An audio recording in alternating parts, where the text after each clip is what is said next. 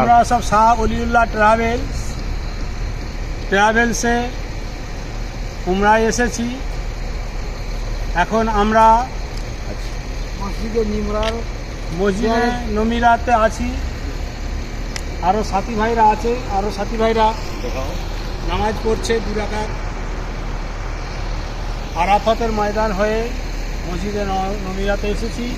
Shah Waliullah travels খুব ভালো service দিচ্ছে, খাওয়া দাওয়ারও কোনো কষ্ট নেই, কোনো অসুবিধা নেই, খুব সুন্দর পরিষেবা দিয়েছে।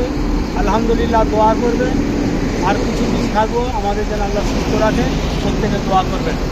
এখানে হচ্ছে বছরে একবার নামাজ হয়, হজের নামাজ, যেটা ফরজ নামাজ হজ হয় যখন, তখনই এখানে বছরে একবারই নামাজ হয়, সেটা হচ্ছে জোহর আর আসর একই আজানে দোয়াক্ত নামাজ হয়। তারপরে এখান থেকে আমরা মগরিবের আগে আগে যখন হজ হবে, হজে বেরিয়ে যাবে মুজদালিফা।